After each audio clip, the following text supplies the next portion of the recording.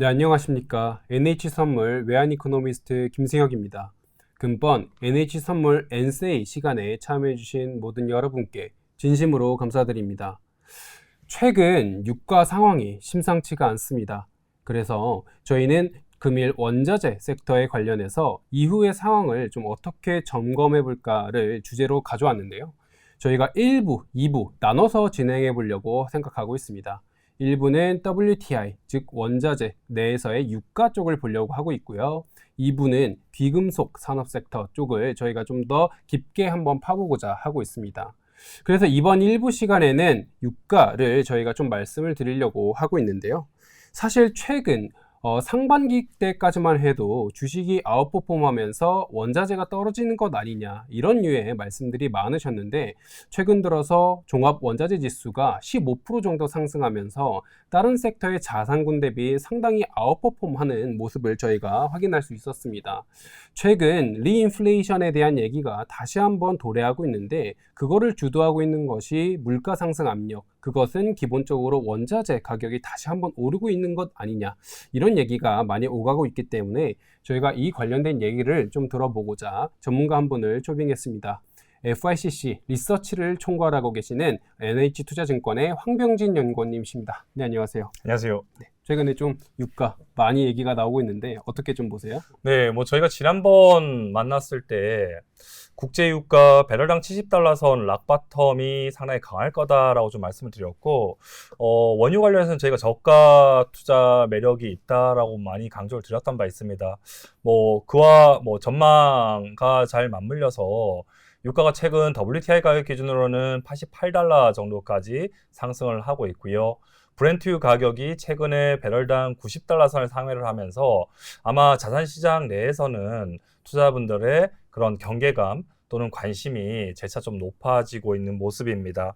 그 점 관련해서 저희는 올해 연말까지는 일단 유가가 배럴당 100달러 상회할 가능성은 좀 없다라고는 보지만, 지난번에도 말씀드렸다시피 장기 유가의 밴드 자체가 배럴당 70달러 락바텀을 기준으로 해서 상단은 90달러 선까지는 올라갈 거다라는 전망을 좀 말씀드렸던 바 있어요. 그래서 그 전망은 저희는 그대로 좀 유지를 하고 있고요. 결국은 지금 현재 WTI 가격 기준으로 배럴당 88달러 정도 수준까지 올라온 국제유가는 저희는 올해 4분기까지 배럴당 약 95달러 선 정도 수준까지는 올라갈 여력은 좀 있다라고 좀 보고 있어서 4분기에도 유가에 대해서는 저희는 좀 비중 확대 의견을 좀 드리고자 합니다. 하지만 100달러를 상회할 만한 펀더멘탈은 아니다라고 좀 보고 있기 때문에 올해 4분기가 다시 올해 유가의 좀 정점이 될 가능성이 좀 크다라고 좀 보고 있어서, 원유 투자하고 계신 분들 같은 경우에는 단기적으로는 아직 원유 좀 매수를 해도 좋다라고 좀 말씀드리고요. 하지만 95달러 정도 수준에 좀 도달하게 되면 조금씩은 매수 포지션은 좀 정리하고 나오시는 게 좀 좋지 않을까라고 좀 생각하고 있어요. 그 이유도 바로 말씀드릴까요? 네, 우선은 저희가 이제 1차 이런 식으로 전망을 하고 있다라는 말씀을 들어봤는데, 말씀하신 것과 동일하게 최근에 이제 원유 시장, 특히 WTI나 브렌트가 어디까지 올라갈까에 대해서 상당히 많은 분들이 좀 걱정을 하고 계세요.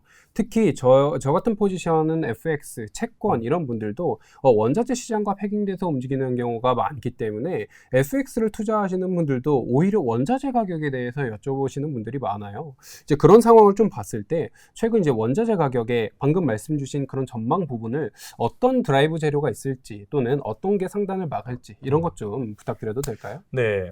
우선 국제 유가라고 하면 결국은 전 세계 석유 공급과 전 세계 석유 수요 간의 격차를 반영하는 수급이라는 용어를 좀 많이 쓰게 되는데, 석유 시장의 수급이 공급이 수요보다 더 많으냐, 이 공급 우위 상황이냐, 또는 공급보다 수요가 더 많아서 공급이 부족한 상황이냐에 따라서 유가의 방향성이 결정이 되는데, 그걸 가장 잘 보여주는 지표가 저희가 OECD 원유 재고의 방향성이다라고 좀 보시면 좋을 것 같아요. 그래서 미국 EIA, 미국 에너지 정보청이 8월 달에도 재차 좀 강조를 하고 있는 부분이, 그래도 올 겨울까지는 석유 시장의 수급상에서 공급 우위보다는 공급 부족 상황들이 좀 지속이 될 거다라고 좀 보고 있어서, 결국 최소한 올해 4분기까지는 공급 부족이 계속 나타날 수 있는 수급 환경이다라는 점에서는 유가가 최근까지 올라오긴 했지만 아직은 이 수급 사항들 자체가 바뀔 만한 재료들이 나오기 전까지는 유가는 좀 타이트한 수급 하에서 좀 위쪽으로 올라갈 가능성이 크다라고 좀 보고 있습니다. 뭐 그런 부분들을 가장 잘 보여주는 게 선물 투자하시는 분들 같은 경우에 많이 보시는 지표가 선물 가격 그리고 근월물과 원월물 간의 가격의 스프레드일 텐데요. 통상적으로 저희가 이걸 콘텐고냐 백오데이션이냐라고 하는 관점으로 좀 많이 대응을 하게 되는데 콘텐고일 경우에는 근월물 가격보다 원월물 가격이 이제는 올라갈 거다라고 하는 시장의 기대를 반영한 거고 반대로 백오데이션이다라고 하면 근월물 가격이 원월물 가격보다 상당히 좀 높은 가격이 형성이 되면서 미래에는 가격이 다시 내려가지 않을까라고 하는 시장의 기대 요인인데요. 통상적으로 이제 다들 쉽게 접근을 하게 되면 콘텐고가 미래 가격이 높아질 거다라고 하는 기대이기 때문에 가격이 올라가지 않을까라고 보시는 분들이 많은데요. 사실상은 근월물 가격이 원월물 가격보다 높은 현상, 백오데이션일 때 가격은 상승하는 경향이 있습니다. 그래서 지금 차트에서 보시더라도 저희가 WTI 원유 선물의 1차 월물과 지금 화랑물, 액티브 월물과 비교를 해보면 지금은 근월물 가격이 상당히 높아지고 있는 현상들이 나타나는데요. 이것은 근월물, 특히 현물 시장의 수급이 그만큼 공급 부족에 대한 그런 부분들을 반영을 하고 있고 현물 시장이 상당히 타이트한 수급이 형성되기 때문에 백오데이션이 확대가 되는 구간에서는 유가는 상승 탄력들을 받는다라고 좀 보시면 좋을 것 같습니다. 뭐 이런 부분만 보시더라도 백오데이션이 확대되는 부분들이 단기 유가에서는 좀 강세 요인으로 작용할 것 같고요. 사실상 연중 최대 성수기는 좀 끝났습니다. 저희가 통상적으로 연중 최대 석유 시장의 수요가 일어나는 시즌이 매년 6월에서 8월 구간에 드라이빙 시즌인데요. 당연히 휘발유, 차를 가지고 멀리 여행 가는 수요들이 많아서 그만큼이나 원유의 수요가 좋은 시즌이다라고 이제 보는 게 드라이빙 시즌인데 드라이빙 시즌은 끝났습니다. 하지만 저희가 또 다음으로 앞두고 있는 성수기가 겨울철 난방 시즌이죠. 그렇다고 보면 9월과 10월만큼은 좀 비수기라고 하더라도 난방 시즌에 사실상 수요가 올라갈 거다라고 하는 기대감들이 남아있다라고 보면 투자자들은 가장 먼저 보셔야 되는 게 휘발유라든가 지금 정제유와 같은 그런 정유 제품의 재고가 지금 겨울을 앞두고 충분히 지금 비축이 되어 있느냐를 보셔야 되는데요. 올해 연초 이후부터 미국의 휘발유 가격이 재차 올라가기 시작을 했습니다. 그 이유를 봐주시면 지금 5년 평균보다도요. 미국의 휘발유 재고가 상당히 낮은 수준을 형성을 하고 있고 또 겨울철에 많이 쓰는 난방유라든가 디젤 같은 경우에도 5년 평균보다 지금 현재 미국의 재고가 상당히 하회하고 있다는 점을 감안하면 지금 드라이빙 시즌은 끝나긴 했지만 겨울철 난방 시즌을 앞두고 최근에 미국 정유사들의 마진이 상당히 좋거든요. 그렇다고 보면 겨울 앞두고 이 정유사들이 가동률 다시 또 올릴 거다. 더 높일 거다라고 하는 기대감은 당연히 석유 수요에 있어서는 상당히 긍정론으로 작용할 수 있고 석유 수요 전망은 단기적으로 볼 경우에는 상향 조정되고 있는 흐름들 자체가 연장이 되고 있다. 뭐 이 부분 역시 단기 유가의 강세 요인이다라고 좀 보시면 좋을 것 같아요. 뭐 이런 부분들이 미국의 경기와도 맞물리면서 미국 EIA가 사실상 전망하는 미국 경제 성장률 전망치도 매달마다 상향 조정되고 있는 모습들이 나타나고 있고요. 또 애틀란타 연은의 뭐 GDP 나우에서도 올해 3분기 성장률이 엄청나게 높게 나올 수 있다라고 하는 뭐 요인들도 나오는데 뭐 이런 부분들 하에서는 수요 전망이 그런 경착륙보다는 연착륙 기대 속에서 수요 전망이 강화되는 부분들이 단기적으로는 저희는 유가의 강세가 될 거다. 이것과 맞물려서 또다시 유가가 저희는 11월까지는 상승할 거다라고 보는 이유가 계절성입니다. 미국은 통상적으로 뭐 국내에서 태풍 시즌 또는 장마 시즌에 있는 것처럼 미국 같은 경우에는 매년마다 6월에서 11월이 허리케인 시즌입니다. 이 허리케인 시즌은 당연히 대서양에서 열대성 폭풍이 상당히 자주 상륙한다라는 건데 저희가 올해 아마 연말까지 시장이 가장 관심이 있는 기후 변수 또는 기후 재료가 엘니뇨가 발달하고 있다라고 하는 부분일 텐데요. 엘니뇨가 발생하게 되면 동태평양 연안의 해수 온도가 따뜻해지면서 동태평양 연안, 이 미국과 중남미 대륙을 중심으로 해서 상당히 비가 많이 내리거든요. 그러면 이 엘니뇨 기후하에서는 이 대서양 열대성 폭풍 자체가 더욱더 강화되는 경향이 있습니다. 그래서 오른쪽 차트 보시더라도 올해 미국 해양 대기청이 전망하고 있는 이 허리케인 전망이 어버브 노멀 평년보다 더 강한 수준의 허리케인이 발생할 가능성이 60% 이상으로 사실상 전망이 되고 있다는 점에서 올해 11월까지는 미국으로 상륙하는 허리케인의 숫자들 자체가 상당히 많을 텐데 뭐 그 중에서도 상당히 강력한 수준의 허리케인이 미국으로 상륙을 하거나 또는 저희가 멕시코만이라고 하죠. 텍사스를 중심으로 해서 멕시코만 또는 걸프만에 이 강력한 그런 허리케인들이 접근을 한다라고 보면 이 멕시코만의 50% 미국 전체 50% 이상의 정유 시설들이 사실상은 좀 밀집되어 있는데 이 정유 시설들의 좀 타격 가능성들이 없지 않아 리스크 변수로 좀 잔존한다라고 좀 보시면 좋을 것 같아요. 그러다 보니까 저희는 11월까지는 일단은 유가는 상방 압력들이 좀 더 많다라고 좀 보고 있고요. 반대로 수요적인 측면에서 저희가 올해 11월 달이 유가의 정점이 될 거다라고 보는 이유는 엘니뇨 기후와 또 맞물려 있습니다. 엘니뇨 기후 하에서 겨울철 난방 시즌으로 진입을 하게 되면요.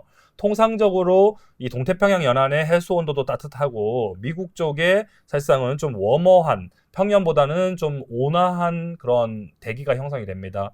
그러다 보면 겨울철 난방 시즌이라고 하면 결국은 다들 추우니까 히터라든가 아니면 보일러를 켜는 수요들 자체가 원유의 수요로 사실상은 좀 맞물려서 움직일 텐데 지난해는 사실 라니냐여서 원래는 저희는 전망은 겨울이 좀 춥다라고는 전망을 했는데 지난해도 살짝 따뜻하긴 했었죠. 근데 올해도 엘니뇨와 맞물려서 겨울철로 진입하게 되면 겨울철 기온이 예상보다 좀 따뜻하게 나올 경우에는 유가가 더 올라가기는 좀 힘든 수요에 대한 전망치, 수요 전망치가 겨울로 갈수록 조금씩 하향 조정되는 흐름들이 나올 거다라고 좀 보고 있습니다. 이게 좀 수요적인 측면에서 봤을 때 저희가 단기적으로는 유가가 95달러 정도 수준까지 WTI 기준으로 올라갈 거고 브렌트유 가격은 한 3달러 정도 프리미엄을 붙이고 있다 보니까 한 98달러 정도까지는 올라갈 거다라고 하는 뷰인데 뭐 연말로 갈수록 허리케인 시즌이 끝나고 난방 시즌으로 진입하게 되면 유가에 좀 정점이 좀 나오지 않을까라고 보는 이유입니다. 뭐 공급단에서는 아마 지난 저희가 웨비나에서도 상당히 좀 많이 다뤘던 부분이에요. 저는 결국은 유가를 결정하는 주체가 누구냐에 따라서 장기 유가의 밴드가 결정된다라고 하는 좀 철학을 좀 가지고 있는데요. 2015년에서 2020년 사이에는 저희가 보셨던 저유가가 형성될 수 있었던 이유가 미국이라고 하는 나라가 전 세계 최대 산유국으로 등극이 됐고 미국이 산유량을 엄청나게 늘리면서 유가를 자국이 가장 선호하는 배럴당 45에서 65달러 구간에 가둬놓을 수 있는 사실상은 주도권이 있었다라고 좀 말씀드렸는데 과연 미국이 여전히 이 주도권을 가지고 있냐라고 하는 질문에 대해서는 저는 미국은 이 주도권을 다시 중동에 빼앗겼다라고 좀 말씀드렸습니다. 그러다 보니까 결국은 이 주도권 경쟁 속에서 결국은 주도권은 중동으로 넘어가 있는데 사실 미국의 그런 유가 결정력이 계속 좀 빠지고 있다라고 하는 부분은 중국이 중동에서 사실상 가지고 있는 영향력에서도 상당히 좀 많이 보실 수 있을 것 같아요. 최근에 사우디아라비아라든가 아랍에미레이트와 같은 국가들이 더 이상은 이제 중국으로 원유를 수출할 때 달러로 결제를 하지 않는다라는 이야기들도 많이 들으실 거거든요. 결국 중국이 전 세계에서 두 번째로 원유를 많이 쓰는 국가이긴 하지만 전 세계에서 가장 많은 양의 원유를 수입하는 국가이기 때문에 결국 중국이 중동에서 영향력을 펼치고 있고 또 그런 부분에서 더 이상 미국이 중동에서 가장 큰 손님이 아니다라고 하는 이야기는 사실 중동 국가들이 미국의 말을 잘 안 듣는 그런 흐름들이 좀 나오고 있죠. 그러다 보니까 이제 오펙 플러스 산유국들이 석유 시장에 패권을 쥐게 되는데 그 패권이라고 하는 부분은 여기서도 좀 잘 보시다시피 얘네들이 생산량을 얼마나 더 늘릴 수 있는 여력이 있느냐 없느냐인데요. 오펙 플러스 산유국들은 지금 오펙 회원국들만 보더라도 하루 평균 500만 배럴 이상을 더 생산할 수 있는 여력을 가지고 있습니다. 당연히 이 증산 여력을 가지고 있어서 이들이 생산을 하면 당연히 유가가 여기서 더 올라가는 건 막힐 거고 당연히 유가가 빠질 수 있는데 이들은 작년 10월 달부터는 정책이라고 하는 부분을 증산보다는 감산을 해왔죠. 작년 10월 달에는 하루 평균 10만 배럴 좀 약간은 간보기 감산을 하고 나서 작년 11월 달부터 하루 평균 200만 배럴의 대규모 감산을 단행을 했고요.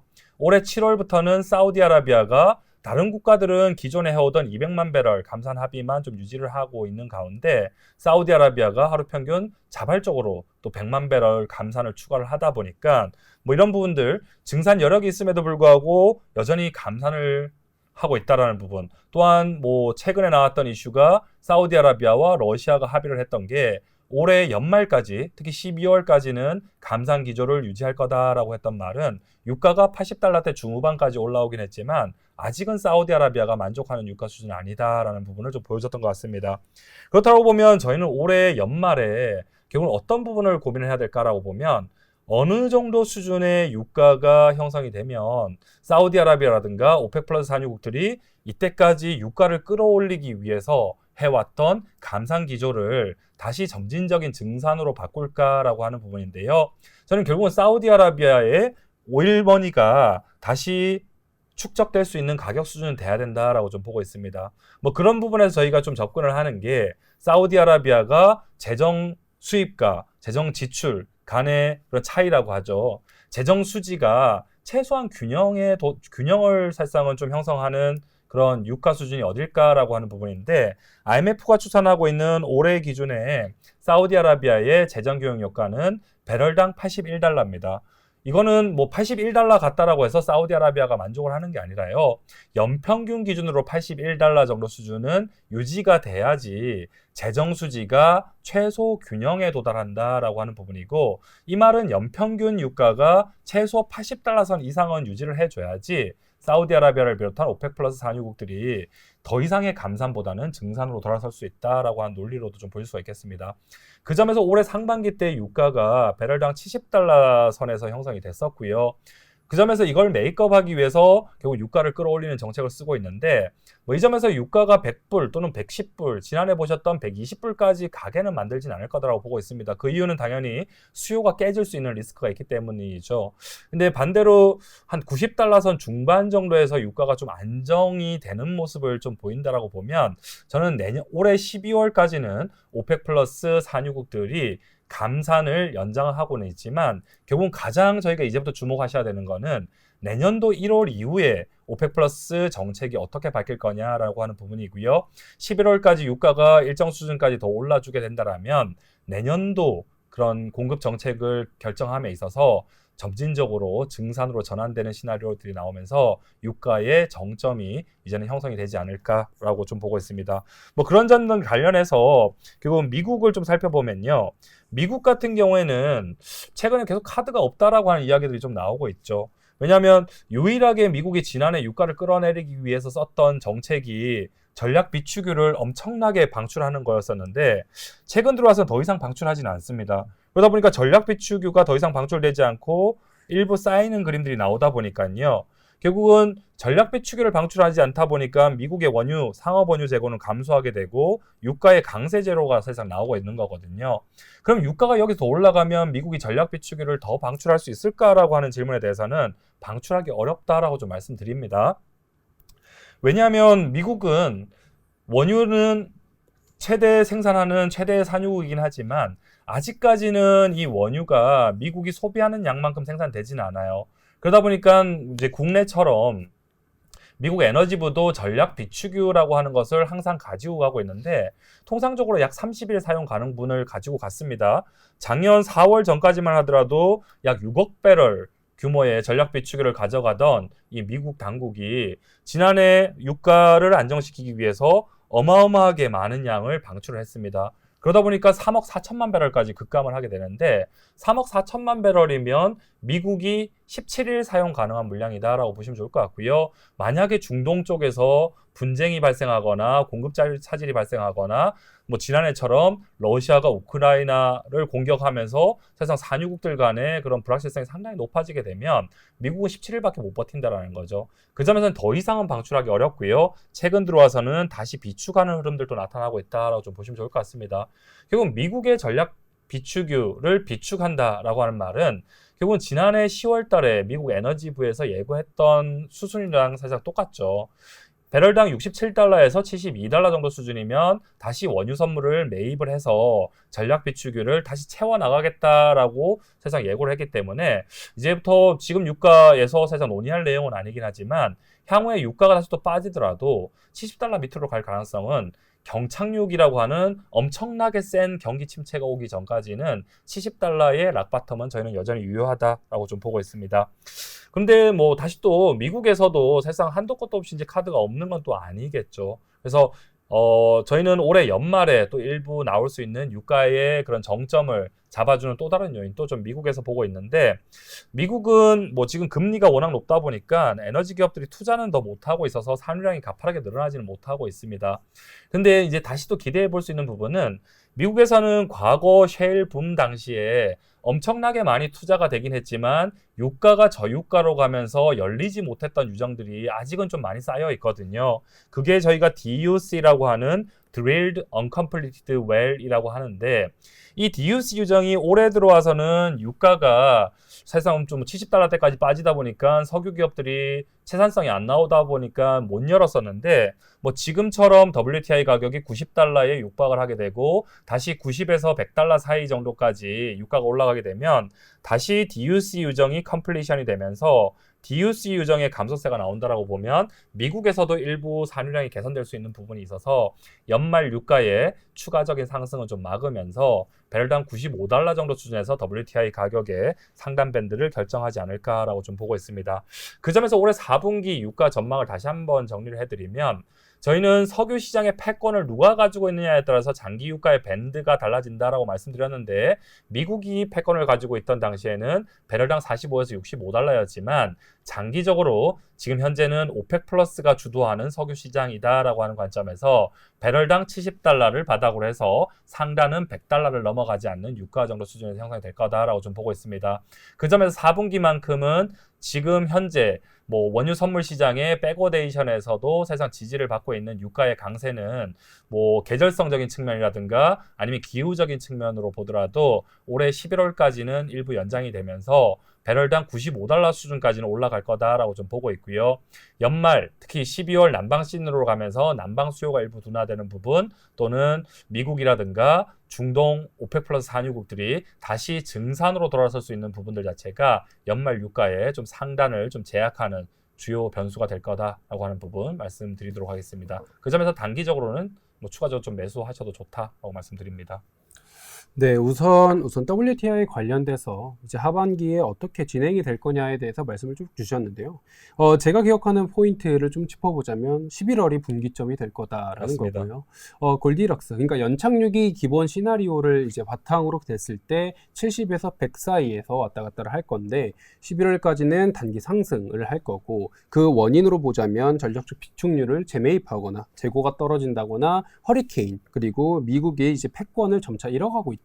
이런 이유 때문에 오르다가 이제 연말로 갈수록 미국의 이제 유정이 다시 한번 개선이 되고 있고, 이거는 이제 가격이 어느 정도는 형성이 되었기 때문에 개선되고 있고, 이제 81달러 이상으로 이제 상회를 한 경우에는 수요를 깨지는 선까지는 사실 이거를 망가뜨리진 않을 거다. 이런 논리가 어느 정도의 연말 상단을 막아서 이제 100을 상회하기는 어려울 거다. 좀 이렇게 말씀을 주신 것 같아요. 근데 최근에 사실 WTI, 그러니까 유가를 제외하고는 천연가스에 대한 얘기도 상당히 많이 들려오고 있습니다. 그렇죠. 겨울이 오고 있죠. 네, 네. 이제 겨울이 오고 있어요. 이제 아까도 잠깐 말씀 주셨지만, 그럼에도 항상 겨울이 오고 있으면 천연가스에 대한 수요가 어떻게 될 거냐가 항상 공포심으로 자리 잡고 있는데, 맞습니다. 네, 천연가스는 좀 어떻게 보고 계신가요? 뭐 천연가스 시장을 보게 되면 저희는 기본적으로 올해 4분기에 보는 천연가스 가격은 뭐 가파르게 상승하지는 않을 거다라고 좀 보고는 있습니다. 특히 뭐 유럽이라든가 아시아를 중심으로 해서는 지난해 유럽의 천연가스 가격, TTF 천연가스 가격이 100만 BTU당 100달러까지도 해서 올라갔던 경향이 있는데, 뭐 최근까지는 뭐 100만 BTU당 10달러권까지 거의 뭐 10분의 1 토막 났죠. 고점 대비 10분의 1 토막까지 나면서 천연가스 가격이 상당히 많이 빠졌었는데, 단기적으로 보자면 이제는 바닥은 좀 잡아간다라고 하는 논리를 좀 보고 있습니다. 하지만 올겨울을 봤을 때 다들 좀 가장 많이 접하시는 뉴스가 유럽의 천연가스 재고가 여전히 풍부하다라는 이야기를 좀 많이 하시게 되는데, 통상적으로 매년 4월부터 10월까지는 어떤 나라든지 겨울을 앞두고 천연가스 재고를 비축을 하게 됩니다. 근데 유럽 재고 과거 5년보다는 아직 상당히 풍부한 상황은 맞죠. 그러다 보면 뭐 유럽은 겨울을 앞두고 재고를 충분히 비축을 하고 있으니까 천연가스 가격이 여기서 더 급등할 가능성은 좀 제한적일 거다라고 보는 뷰는 맞다라고 생각합니다. 하지만 천연가스 재고가 많다라고 하는 부분은 뭐 이런 부분에서 좀 보셔야 되겠죠. 올해 3월만 하더라도 유럽의 천연가스 재고가 5년 평균보다는 상당히 많은 수준이 형성이 되면서 올해 연초까지 천연가스 가격이 상당히 좀 폭락하는 모습들이 나타났었는데요. 3월 이후의 천연가스 재고의 수준은 여전히 5년 평균보다 많긴 하지만 그 많은 규모가 그래서 조금씩은 줄어들고 있다는 부분을 좀 보셔야 될 것 같아요. 그런 부분이라면 천연가스 가격은 더 내려가는 거는 사실상 이미 막혀 있다라고 좀 보고 있고 상승 여력만 올겨울에는 좀 약간 막혀 있는 그림들이 좀 나오고 있다라고 좀 보시면 좋을 것 같습니다. 근데 여전히 좀 이제 유럽이라든가 아시아 쪽도 천연가스 가격이 완벽하게 상방을 막았다라고 좀 보기는 어려운 이유가요. 중국에 달려 있거든요.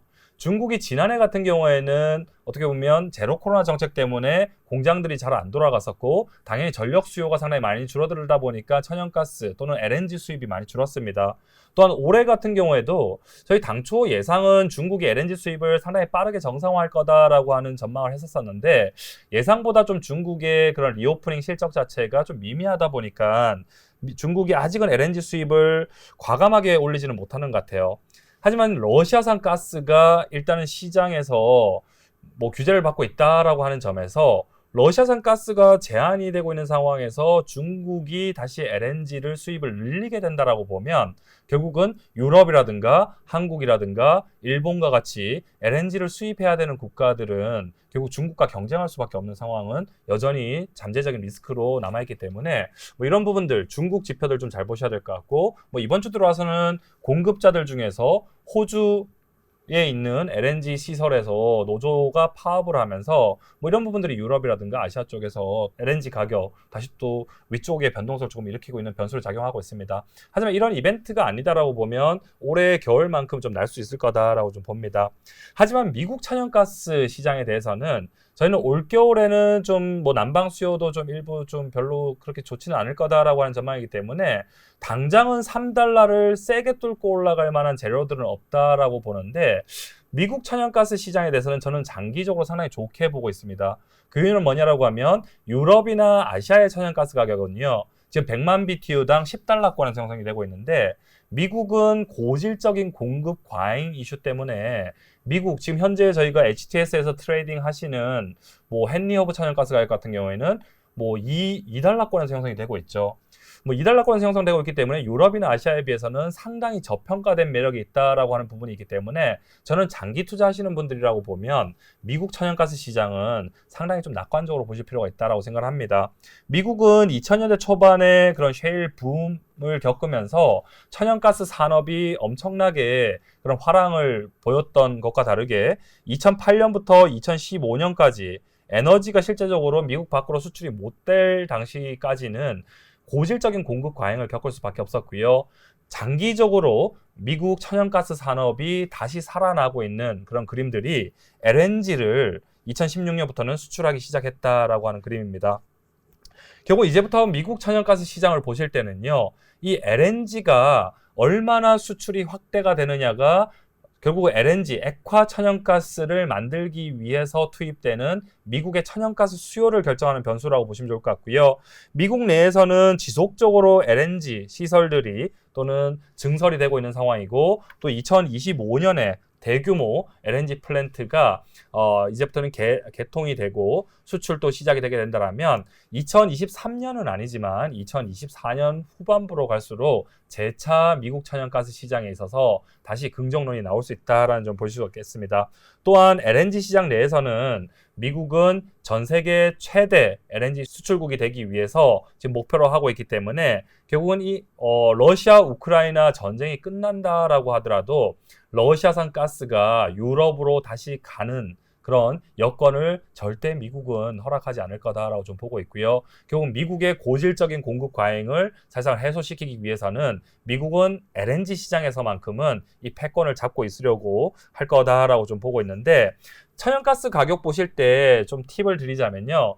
통상적으로 저희가 유가를 보실 때는 재고가 증가하면 유가가 빠지고 재고가 감소하면 유가가 상승하는 경향이 있는데 천연가스 시장은 매년 4월부터 10월까지는 어떻게 하더라도 재고가 증가하는 구간이고, 또 반대로 매년 11월부터 3월까지는 어떻게 하더라도 재고가 감소하는데, 이 계절성만 보고 재고가 뭐 겨울에 특히 11월에서 3월 사이에 감소하니까 겨울만 보시는 분들이 상당히 많은데요. 천연가스를 보실 때는 천연가스 가격과 재고의 상관성은 없다라고 보시는 게 더 맞을 것 같습니다. 그보다는 천연가스 재고가 증가하든 감소하든 간에 과거 예년 동기간 대비 재고가 어디에 위치하고 있느냐의 방향성이 천연가스 가격의 방향성에 가장 많이 영향을 주는데, 뭐 지난해 같은 경우에는 5년 동기간 대비 또는 전년 동기간 대비보다 재고가 상당히 부족한 수준이었기 때문에 천연가스 가격이 급등을 했다라고 보면, 지난해 연말부터 올해 연초까지 천연가스 가격이 폭락했던 이유가 재고가 다시 또 쌓여가는 흐름에서 과거보다 재고가 더 많은 수준이 형성이 되면서 천연가스 가격의 하락을 좀 맛봤다라고 좀 보시면 좋을 것 같습니다.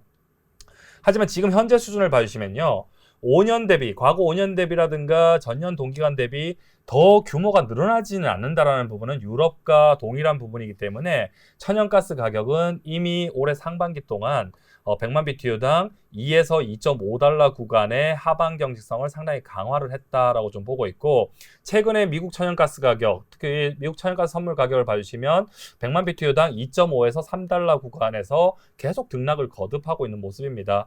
뭐 그런 부분은 결국 2.5달러 정도 수준이면 하방 경직성이 상당히 강하다라고 좀 트레이딩 해보실 만하고요. 3달러를 열기 전까지는 아직은 3달러 정도 수준 가면 다시 좀 차익 실현하는 매물들이 좀 나올 수밖에 없다라고 좀 보셔야 되는데, 특히 올겨울 같은 경우에는 난방 수요라고 하는 부분들이 좀 기대할 수 없는 부분이기 때문에 당장 3달러를 깨고 나갈 만한 힘은 좀 부족해 보입니다.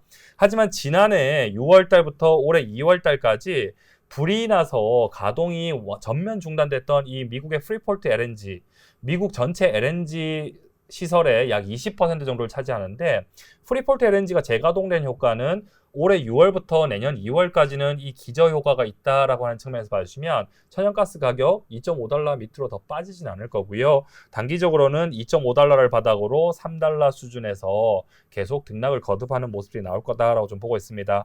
뭐 장기적인 관점에서 보면 결국은 미국산 LNG가 해외로 수출이 더 많이 되면 많이 될수록 미국의 천연가스 수요는 지속적으로 좋아지는 낙관론을 보고 있기 때문에 뭐 결국은 3달러를 깨고 올라가는 그림들 자체는 장기적으로는 지속적으로 저희는 전망에 좀 반영을 할 필요는 있다라고 좀 생각을 하고 있습니다. 네, 우선 천연가스 관련된 얘기를 좀 들어봤는데요. 유럽, 네덜란드 TTF 같은 유럽산 천연가스와 미국산 천연가스를 좀 구별지어서 말씀을 주셨고, 결론은 하방 경직성은 어느 정도 이제 지지를 하고 있다. 그래서 단기적으로 봤을 때는 좀 올라갈 수 있다. 그러나 이제 난방 수요가 점차 줄어들고 있는 이런 모습을 좀 감안하자면 지금 당장 3달러를 뚫고 올라가기는 어렵다. 그렇지만 장기적 관점에서 봤을 때는 결국에는 상향의 방향성을 보는 것이 트레이딩 입장에서는 유리하다. 맞습니다. 이렇게 말씀을 주셨던 것 같습니다. 그래서 미국 천연가스 선물 거래하시는 분들은 단기적으로는 2.5에서 3달러 구간에 좀 트레이딩을 좀 권고를 드리고요. 뭐 장기 관점에서는 결국 3달러를 뚫고 올라가게 되면 또다시 과도하게 누적된 그런 투기 세력들의 매도 자체가 좀 쇼커버링이 출해될 수 있기 때문에 뭐 그런 분들은 3달러가 상당히 중요한 가격 레벨일 수 있다는 부분을 다시 한번 강조드리도록 하겠습니다. 네. 우선 여기까지 에너지 관련된 얘기를 좀 살펴봤고요. WTI와 천연가스에 대한 4분기 추이가 어떻게 될지 점검을 맞춰주셨습니다. 사실 저희가 이 부분뿐만이 아니라 최근에 눌려 있었던 산업금속과 기금속 섹터에 대해서도 많은 포커싱이 맞춰져 있는데요. 저희가 1부에서는 에너지, 2부에서는 산업금속과 기금속으로 다시 돌아올 테니까요. 2부도 많은 경청 부탁드립니다. 1부는 여기서 마무리 짓도록 하겠습니다. 수고 많으셨습니다. 감사합니다.